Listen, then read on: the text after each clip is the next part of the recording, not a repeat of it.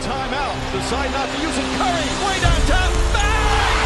Bang! Oh, what a shot from Curry! He's in! Patriots win the Super Bowl! Brady has his fifth! 13! 13! Can you believe it? Hey guys, welcome back to Locker Room Podcast after a couple of weeks break. I'm your host, Oliver, joined as always by our mystery man, Sharpy. Hello. It's good to be back. Happy to have that break, were you?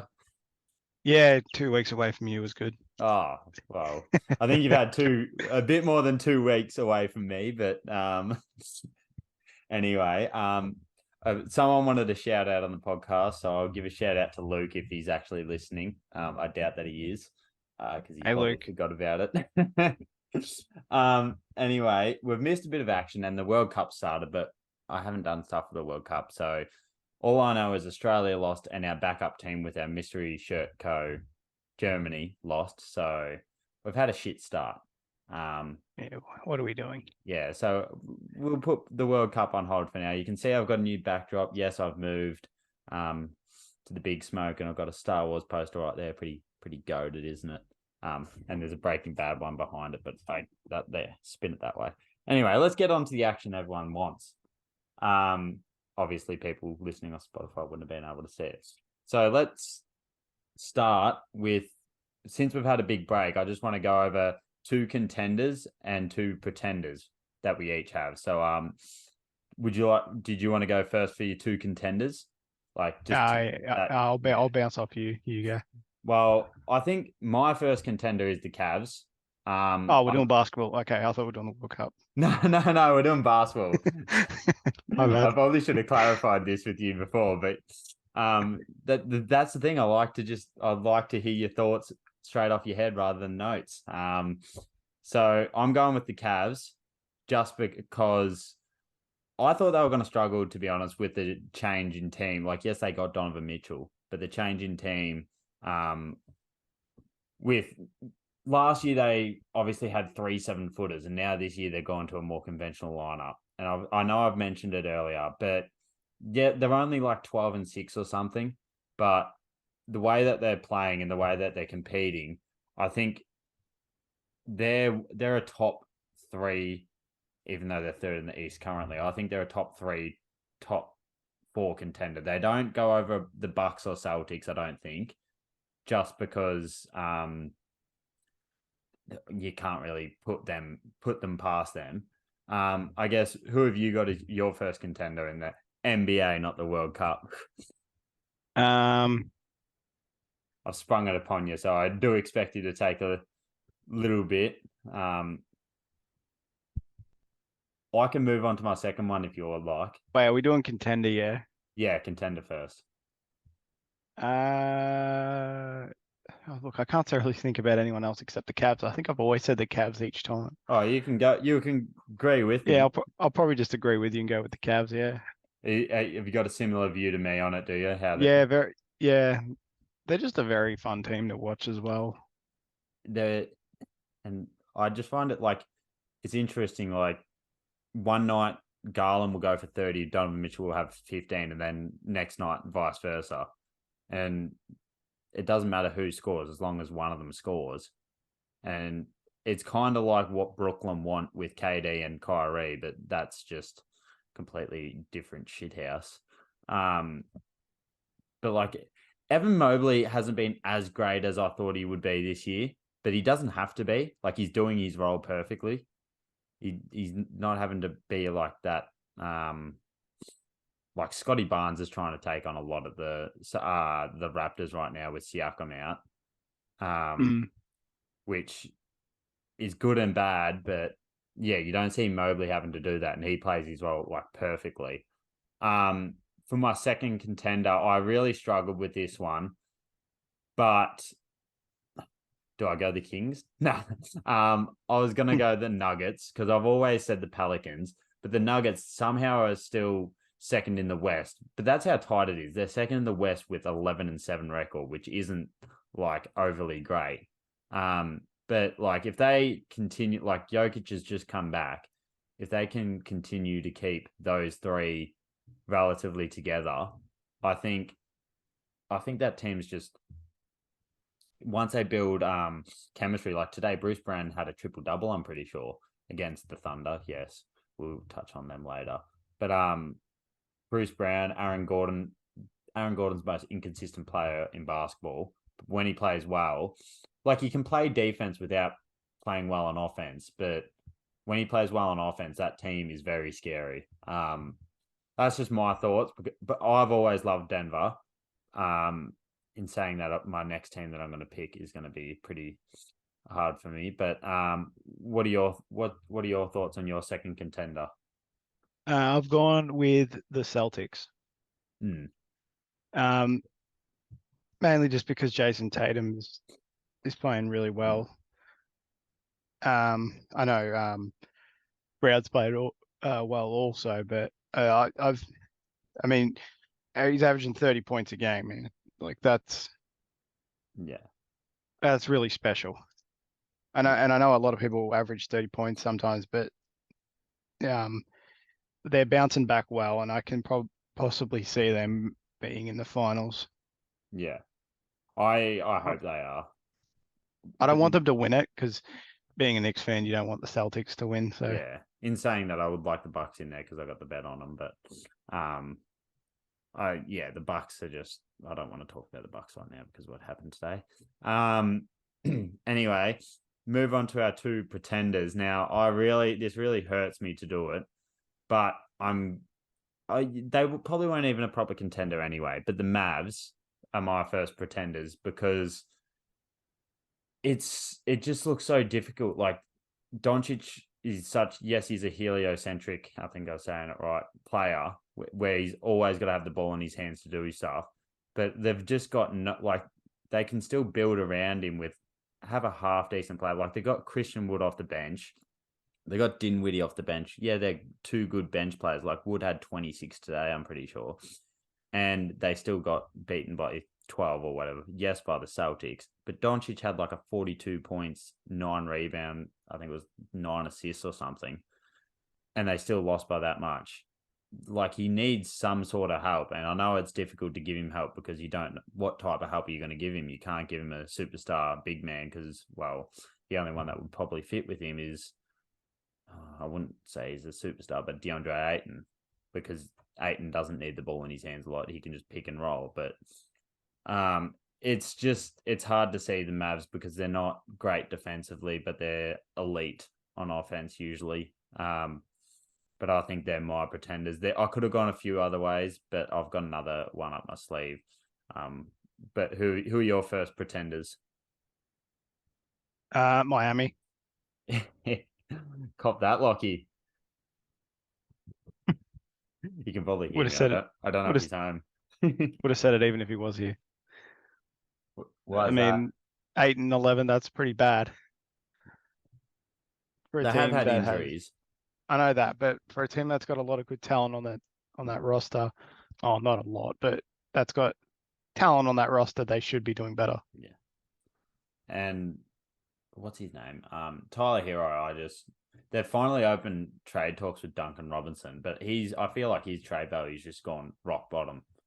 I didn't even really expect him to have trade value. Yeah, because like after they gave him that deal worth like 60 million or whatever it is, for a player that is a knockdown three, like yes, he's a sniper, but he's not like, I wouldn't say he's like Kyle Korver level when he was at the Hawks.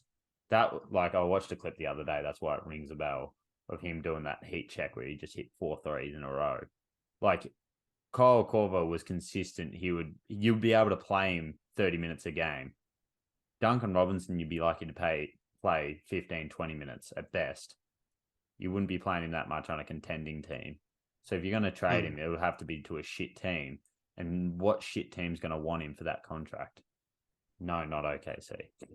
But no, I do agree that they're the most boring basketball team, to be honest. Until it gets to playoffs, they are the most boring basketball team to watch. And I don't really think that's a big statement.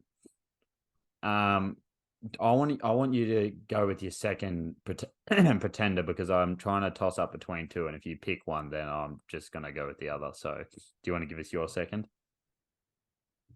I had them and then the app just crashed. Sorry. That's all right. I got one that's high up in the east, but I think, Golden State. yeah, well, that was going to be one of them. So it's so harsh calling them a pretender, though, isn't it? Just after they've won the NBA title. Yeah, I guess that makes a good point, but I Mm. mean, they should be doing better. Like, it's just ridiculous. They beat the Clippers by 17 today without Kawhi or Paul George. But like they went on are they 0-6 away from home? I think they are. Shout out to Giant Sharp. Yeah, probably. You can hear that, Frizy. That was unnecessary for Ozzy. I didn't do anything. Unnecessary roughness on the co-host. 10-yard penalty. But no, I agree with the Warriors because like they just. What do you think about that whole bench Clay start Pool situation? Because Clay did come out and have like 40 something the other day. And Pool's not really playing that well this season. Yeah, I think Pool's like. I don't think he's everything everyone thinks he is, personally. He's just having an off year. Like, yeah, he's a talented player, but I don't think he's. What contract did he get? 110 million? Yeah, you got something big. It was pretty big. I don't think he's worth that much, but we'll talk more about. I mean, you could say that now, but last Yeah. season he earned that type of contract. Yeah, and it's the same with Wiggins, but I'd feel more comfortable paying Wiggins than I would Poole. But where do you stand on that Poole Clay situation? No, they probably should be starting Poole, I guess. And then, I mean, it doesn't matter who comes off the bench anymore, really. It's who finishes the game. Exactly. So, I mean, look at Westbrook. He's not starting games anymore. And look at them without LeBron, just quickly. And AD looking scary again, finally. But continue. Yeah, well, no, I pretty much basically just said everything I needed, but it's not that like big of a worry. Yeah. So I mean, Derrick Rose, he comes off the bench for us. He's an MVP. Yeah. Yeah. A very long time ago, but yes. A long time ago. But that's the same. But Westbrook's not a long time ago, but I see what you mean. He's not the same player as he was, and that's it's not like was he injured or was he ever injured? Yeah, Pat Bev did his what did he do in the playoffs?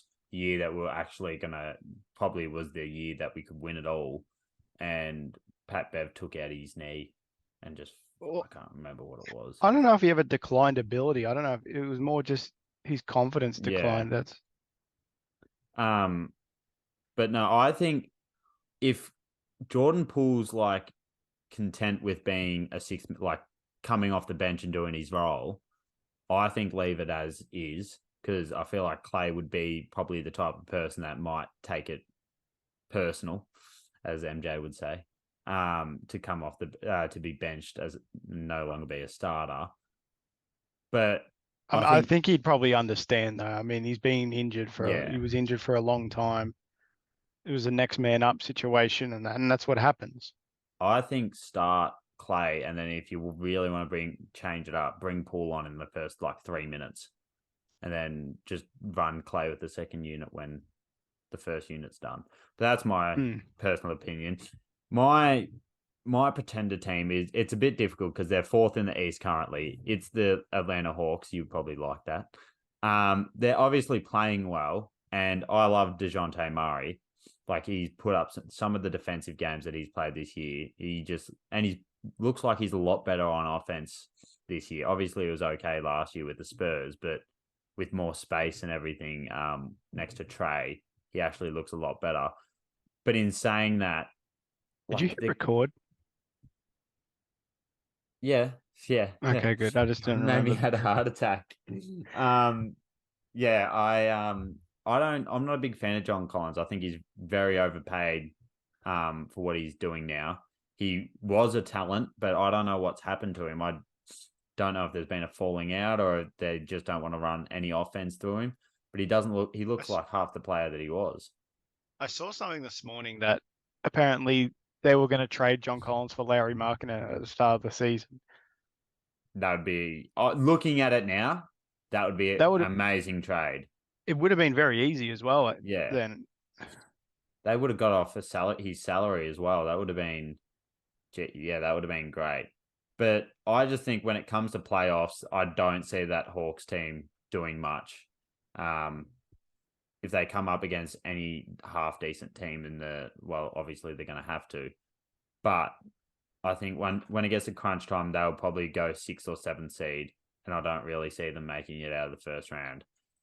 Hold me to this because I could be absolutely wrong, but that's just where I stand. All right, now that's it for that.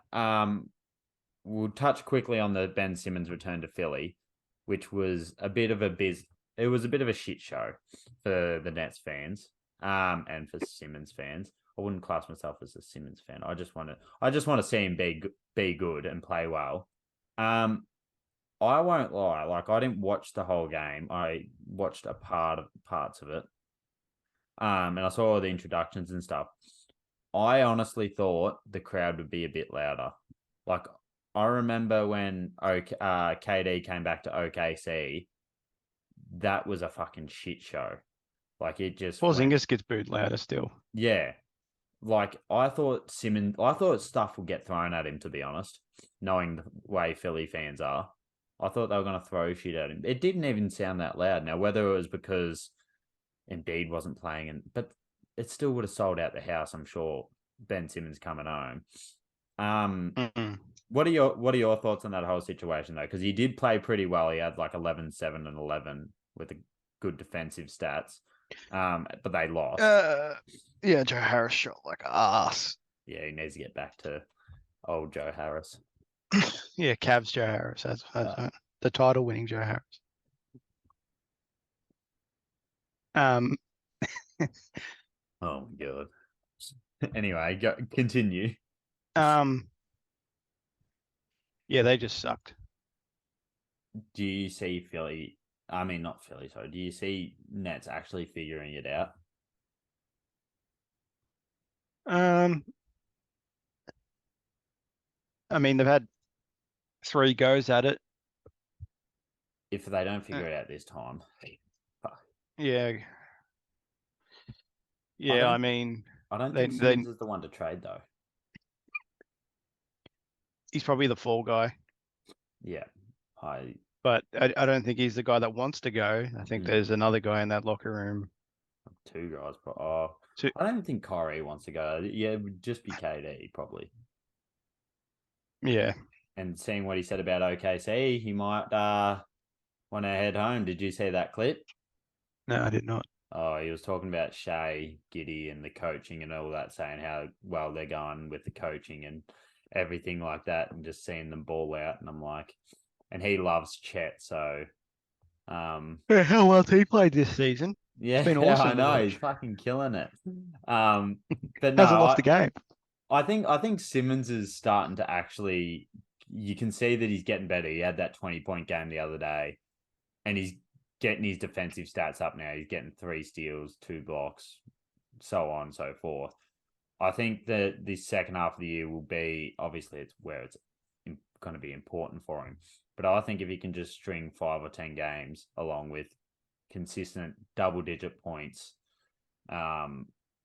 and good defensive performance, I think that's where the Nets can start to improve. But fuck, they just needed a capable big body. Like, they should have kept Andre Drummond. They should have. I don't care what anyone says. Yes, he's not the best defender. I mean, his market value was going to be very small anyway, so it's not like you would have had to pay heaps for his wages. Like, he's a big body. He's not like fucking Nick Claxton that's made of sticks along with KD. You just needed a big body. Even play that bloody, is it Sharp, the big rookie? Shaden Sharp, sophomore? yeah.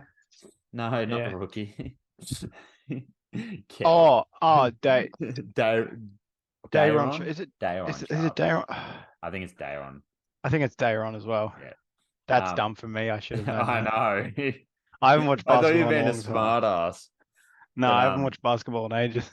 But yeah, that's what you want to hear on a basketball podcast. He's just been watching Knicks by the sounds of it. Yeah, I've been working. Sorry. Anyway, we'll move on from the Simmons situation because I think Philly are pretenders too.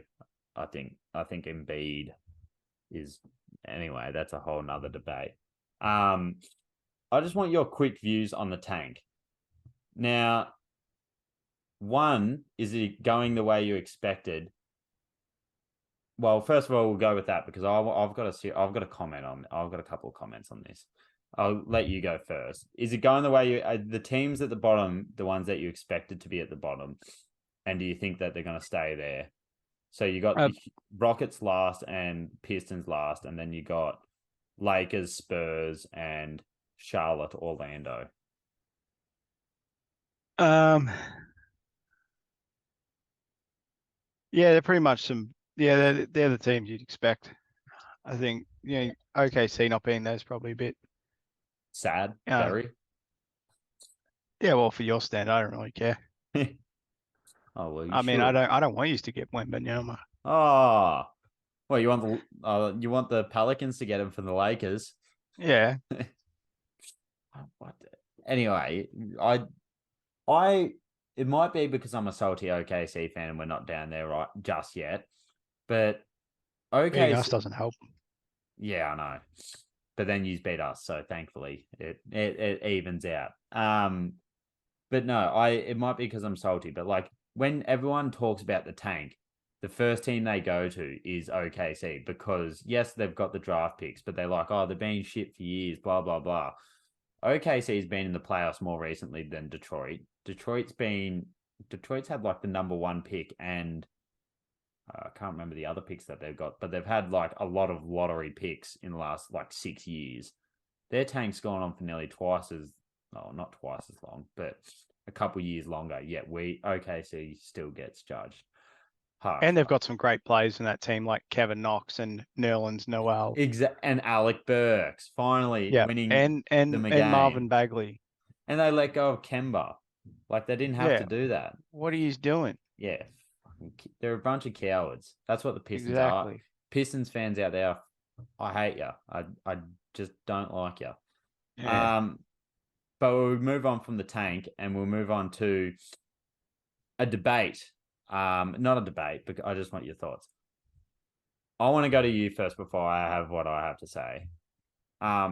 It's OKC related. So before I get into it, first of all, how good's Poku playing? Before he got injured, but he's back now. He's playing great. Do you think yet SGA is a superstar? Yet is my main thing. I mean, he's playing really well. He's playing a lot. He's playing better than what a lot of other people would classed as superstars. Yeah, that's true. So, I mean, he's possibly going to be an all-star. He's probably top 10 MVP at the moment, you'd imagine. Yeah. So, yeah, I'd probably go as a superstar. He's a franchise player, definitely. Yeah. Well, when you're on an OKC team, you want to be a franchise player. I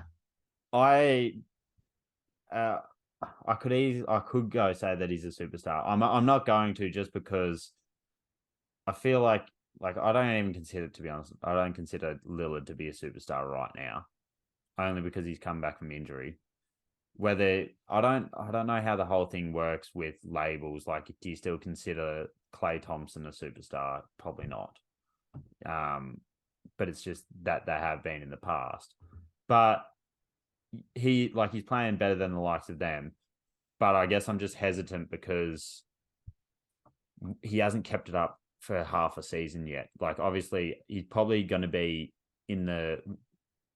I'd probably say the most improved category before MVP. He is top 10 MVP, obviously, now. But I called it last year as well.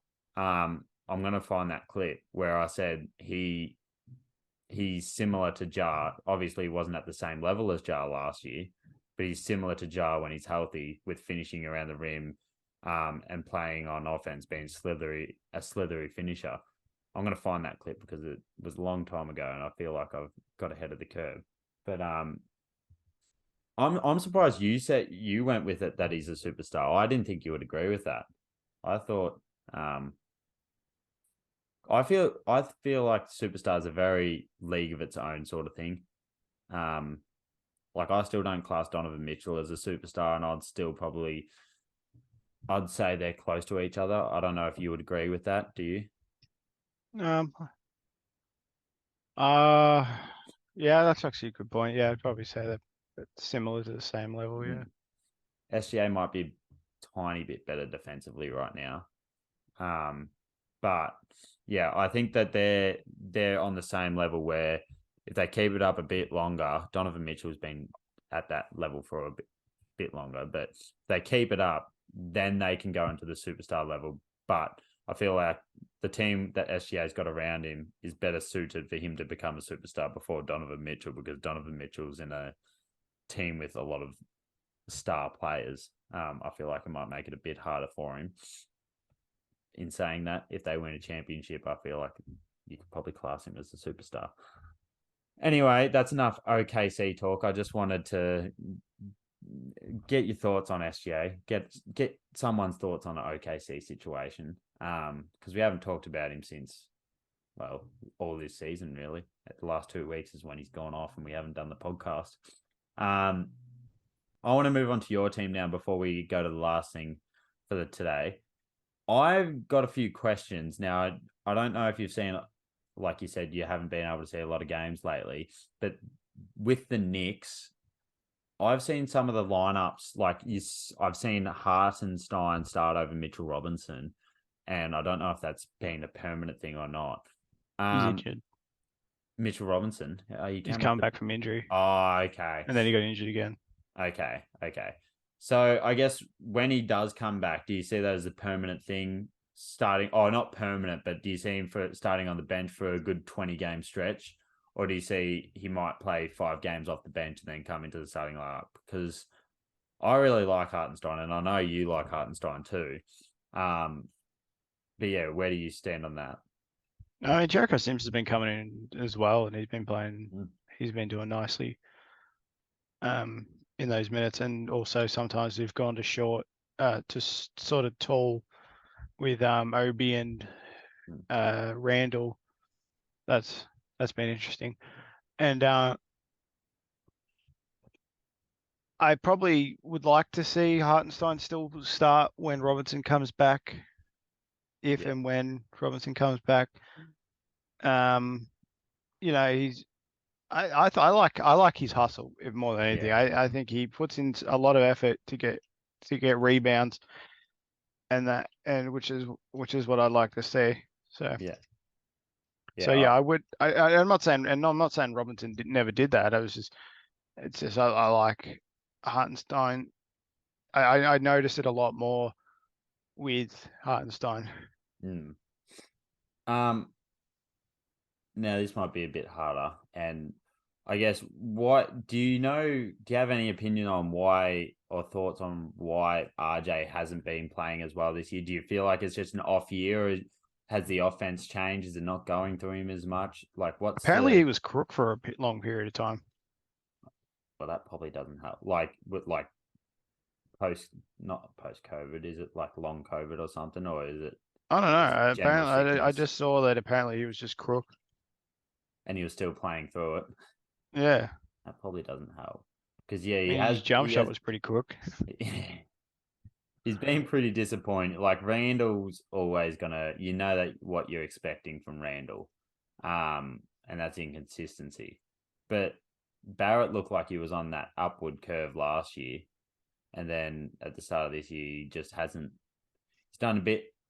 I'd probably class it similar to Anthony Edwards. He has been fucking disappointing this year. He's had like 2 good games, or 2 really good games, and a couple other good games. But do you feel like it's only a matter of time before he gets back to where he was at least at the end of last year, or do you feel like he's playing a little bit different because Jalen Brunson's in the lineup now. And Jalen Brunson is looking good still. I know that you haven't won a great deal of games, but he's still looking good. What are your thoughts? Yeah, possibly. Great insight. Sorry, No, I'm allowed to think. that's all right. I'm not good at that. You're not good at thinking. Tibbs in or Tibbs out before we move on? If we had gone negative in that road trip, I would have been Tibbs out. But he's playing it looks like he's playing the bench a lot more than he's used to. So that's I still think like there's so many games where he's finally sat Fournier. If anything, I thought that was good. Well, Fournier is the definition of a mid player when you think about it. As much as he's been on the bench for a long time now. I saw something the other day that apparently like we're looking to get a first rounder for quickly. I could see that's a very high. I guess it depends what the first round pick is. But how many first round picks do we need before we get a superstar in? That's the thing. We can't just keep hoarding. We had a chance to get one. Could get KD. And we didn't. We didn't give quickly to Utah. Yeah. For Mitchell. I think, I think that ship's sailed. I don't even know. We'll have to do a whole episode on who's coming into free agency and all that sort of stuff so we can look at that, but that'll be at a later point in the year. We'll leave that at that for the Knicks. And just finally, we've got to touch on the Lakers because they are playing a lot better, albeit with LeBron missing out right now. AD has absolutely gone off. Like, yes, we can argue that he's soft, but he's doing what what Embiid doesn't do in a way. Like when a player, like we're watching the other game against Timberwolves when the Sixers played the Timberwolves. Oh, that would have been good. I love watching free throws. They had 3 big men in foul trouble. And yes, I know Embiid rolled his ankle late, but like he wasn't attacking them before that. He wasn't posting up or anything. He could have easily do what he normally does and draw another foul and get them fouled out. But he just didn't attack the basket. He didn't look like he wanted to be out there. But I just think that AD's doing what he's always been criticized at times for being a bit too soft and everything and flopping around and like Embiid, but now he's actually doing what he's meant to be, like what Shaq always says, to dominate. You're a big man, you're meant to dominate. He's doing that. And I feel like Russ is helping him because I might get hated for this, but LeBron's not there. So I feel like Russ can play better when LeBron's not there. And that's why he was playing better off the bench without LeBron being in the lineup, because he can run the offense. Whereas LeBron is ideally for the Lakers a point guard, even though it's crazy to think at his age. Do you have any differing opinions on that, or do you think that that's roughly what's happening in LA? No, I think you pretty much got it perfect there. I hate LA, but I love Russ. Do you think AD will keep it up though, I guess is the question for when LeBron does come back? Or do you think LeBron will take a bit of the load and then that might go downhill again?